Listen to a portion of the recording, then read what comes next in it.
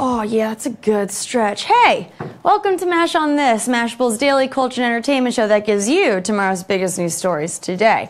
Sponsored by Ally's Hardest Working Dollar. I'm your host, and Amy Roback with a debilitating credit score, also known as Dory Greenberg. On Mash on This, we give you a quick rundown of what we think is the best the internet has to offer. So be sure to tell us what you think in the comments, and we'll get to them at the end of the show. Don't be shy. Now, let's get into it. The executive man-boy has finally spoken. Baby real estate shyster and presidential son-in-law Jared Kushner has quietly avoided public speaking since he has taken on the role of novice peacemaker for the Middle East. Among other outrageous duties he's been assigned to by Donald Trump. But at a session with technology leaders on Monday, he literally opened up and unleashed his big, booming, commanding... It was none of that. Just take a look. Can be consolidated and migrated to the cloud, something a lot of you know a lot about. Many of our federal systems are decades old, with our 10 oldest being between 39 and 56 years old. So people online feigned shock when they saw that the Kush could actually emit sound from his mouth. But we were busy trying to figure out who he sounds the most like. And my initial thought was this. Right, it's up to me now. I'm Mr. Manager. Classic. But then, on second thought, maybe it's more like this. I'm the son of a single parent. I was born during the Great Depression. My mother's... Josh Peck, everybody. And for obvious reasons, this also makes some sense. I want to thank my older brother Ethan for helping me get ointment for my scrape, even though he once changed the password on my iPad and charged me $20 to get back into it.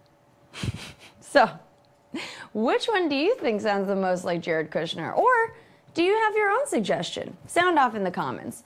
The woman who is known for a sex tape, a selfie book, and breaking the internet has sparked yet another controversy with a recent set of photos promoting her new beauty line. When Kim Kardashian posted this photo on Twitter last week, people noticed that something was off. Her skin seemed to be significantly darker than normal, and people on Twitter started speculating that she might have been wearing blackface. Kim has responded by telling the New York Times, quote, "I would obviously never want to offend anyone. I used an amazing photographer and a team of people. I was really tan when we shot the images, and it might be that the contrast is off." Kim also said that she showed the image to many people in the business, and no one flagged it as an issue. Maybe she and the rest of her family should be working with some other business people, though, because this is not the first time the Kardashian-Jenner family has faced criticism for appropriating black culture. In the last month alone, Khloe and Kylie were both accused of ripping off black designers with their clothing lines. After what was probably a super panic call from Kardashian's publicist, Kim told The Times that they've edited all the photos to look like, well, what Kim Kardashian is supposed to look like. But why does this keep happening with them? It's weird. I guess money can't buy social grace. The more you know. Guys, the fidget spinner craze, how is it still a thing? We all know it should have ended a few weeks ago, but thanks to Google and the awesome power of restless children, they're still around and thriving. So before we get into it, just promise us you won't stop watching the show to go do this, okay? Help me, help you, help me. Okay, so after we say goodbye, type the word spinner into Google search bar as so. And then you'll see, da-da-da, virtual fidget spinner. And that's about it. Gotta say, not nearly as satisfying as holding the thing in your hand and controlling it round and round and round. But, you know, I guess the kids like it. Do they like it? Do kids even Google anymore? Please, please keep me young. Keep me hip. I need your approval. Please tell me how to say young. Okay, oh, speaking of kids, this next story includes some adult themes. So if your child, better run along now because holy holes, Batman. There is a new sex toy on the market and it aims to please men not once, not twice, but thrice. Meet the 3FAP, where the The 3 stands for 3 separate entry points that look like a mouth, a vagina, and an anus, and fap, which, according to Urban Dictionary, is the sound of a man pleasing himself. It is nothing short of intimidating, especially for women whom this product was not designed for.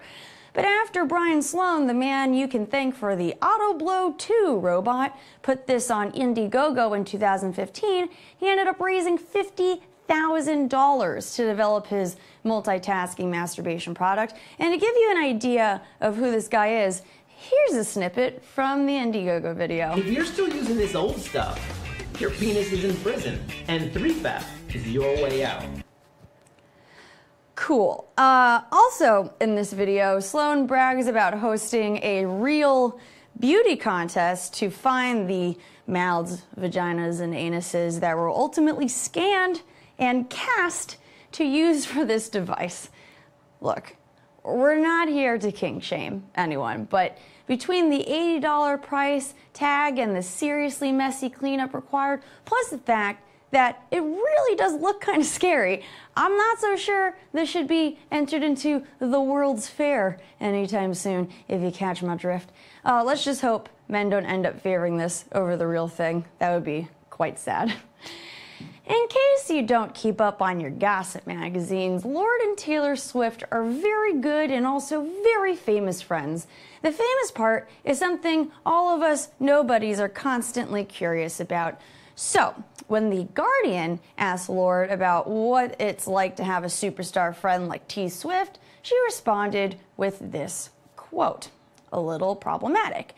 Then, an Australian woman on Twitter who goes by Stephanie Marie called out Lorde for her insensitive comparison, especially since the New Zealand songstress is also friendly with Selena Gomez, who has the autoimmune disease lupus. Within a couple hours, though, Lorde responded to this woman, admitting that she had messed up and that she was sorry. I'm definitely not excusing Lorde's tasteless phrasing, but it must be hard to be so famous and have every word you say examined with such an intense microscope. What do you make of the whole situation? Do you think Lorde's relationship to Taylor or Selena has changed because of this, or have they already moved past it? Let us know what you think in the comments. Excuse me. We have some really exciting news for our friends across the pond. Is it getting better, my accent? Probably not. We just launched a UK and Ireland edition of Mashable on Snapchat Discover. Huzzah! So, if you're already subscribed to Mashable, just sit back and continue enjoying the sweet, delectable content we humbly provide you on a regular basis. But if you're new to this wonderful, wacky world of Snapchat, or if you're a Brit or an Irishman, download the app and subscribe. Sometimes you'll even see my weird face there yelling at you about bathroom stuff from my Lab series, the Lavatory Laboratory. Do it! We dare you.